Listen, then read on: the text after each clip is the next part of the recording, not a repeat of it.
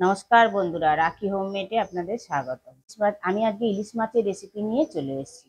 আমি আজকে বানাবো বেগুন আর কাঁচা লঙ্কা আর কালো জিরে দিয়ে ইলিশ মাছের ঝোল। কেমন করে বানাবো সেই ভিডিওটা আপনারা দেখুন। বেগুন দিয়ে ইলিশ মাছের পাতলা ঝোল করার জন্য আমি এখানে 4 পিস ইলিশ মাছ নিয়ে নিয়েছি। ইলিশ মাছটাকে ভালো করে ধুয়ে পরিষ্কার করে নিয়েছি। পরিমাণ মতন বেগুন কেটে নিয়েছি, একটা টমেটো কেটে নিয়েছি, হাফ চামচ কালো জিরে নিয়েছি, হাফ চামচ হলুদ নিয়েছি, পরিমাণ মতন লঙ্কা নিয়েছি। ঝালটা আপনারা নিজেদের মতন দেবেন, যে যেরকম ঝাল খাবেন সেই অনুযায়ী দেবেন। প্রথমে আমি মাছটাকে হালকা করে ভেজে নেব। গ্যাসটা জ্বালিয়ে কড়াটা বসিয়ে দিয়েছি। কড়াইতে পরিমাণ মতন তেল দেবেন।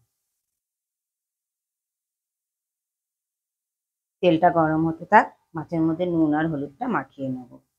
হাফ চামচ নুন দিলাম, হাফ চামচ হলুদ দিলাম। নুন আর হলুদটা মাছের গায়ে ভালো করে মাখিয়ে নিচ্ছি। তেলটা গরম হয়ে গেছে, আমি মাছগুলোকে দিয়ে দিই।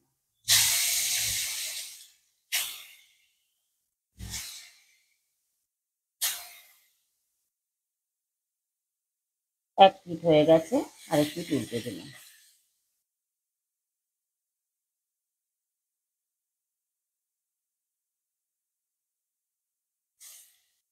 মাছটা ভাজা হয়ে গেছে, তুলে নিলাম।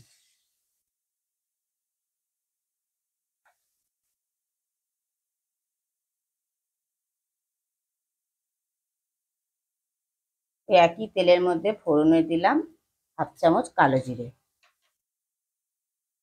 পরিমাণ মতন কাঁচা লঙ্কা।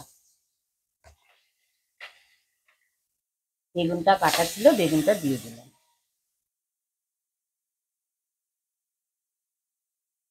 এক চামচ নুন, হাফ চামচ হলুদ দিয়ে বেগুনটার সঙ্গে মিশিয়ে নিলাম।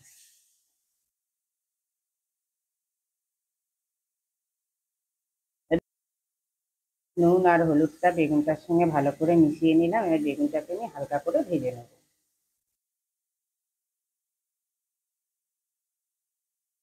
গ্যাসটা আমি লো টু মিডিয়ামে করে দিয়ে আমি বেগুনটাকে ভালো করে ভেজে নিলাম। এবার আমি বেগুনটা সিদ্ধ হওয়ার জন্য পরিমাণ মতো জল দিলাম।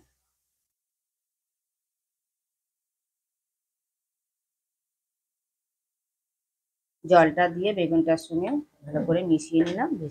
মিশিয়ে নিয়ে আমি একটা টমেটো কেটে রেখে দিয়েছিলাম, টমেটোটা দিয়ে দিলাম। টমেটোটা দিয়েও মিশিয়ে নিলাম। মিশিয়ে নিয়ে আমি 5 মিনিটের জন্য ঢেকে দিলাম। মাঝে আমি ঢাকাটা খুলে গ্রেভিটা ফুটে উঠেছে, আমি মাছটাকে দিয়ে দিলাম যাতে মাছের ফ্লেভারটা গ্রেভিটার মধ্যে আসে।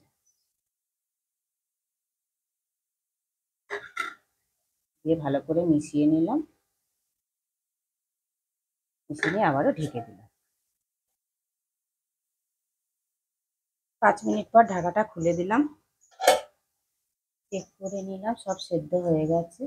বেগুন দিয়ে আমার ইলিশ মাছের ঝোলটা আমার অলমোস্ট কমপ্লিট। গ্যাসটা নিভিয়ে দিলাম। আরও 2 থেকে 3 মিনিট আমি স্ট্যান্ডিং টাইমে রেখে দিই। বেগুন দিয়ে ইলিশ মাছের ঝোলটা আমার পরিবেশনের জন্য কমপ্লিট। দেখুন বন্ধুরা, দেখতে কতটা লোভনীয় হয়েছে। গরম ভাতের সঙ্গে খেতে অসাধারণ লাগবে। আপনারা ঘরে অবশ্যই ট্রাই করবেন। ট্রাই করে আমাকে কমেন্টে জানাবেন কেমন খেলেন। ভিডিওটা ভালো লেগে থাকলে কমেন্টে অবশ্যই জানাবেন, লাইক আর শেয়ার করে দেবেন। আর আমার চ্যানেলের কেউ যদি নতুন বন্ধু হয়ে থাকেন, চ্যানেলটিকে সাবস্ক্রাইব করে দেওয়ার অনুরোধ রইল। পাশে বেল আইকনটা প্রেস করে দেবেন নতুন নতুন ভিডিও।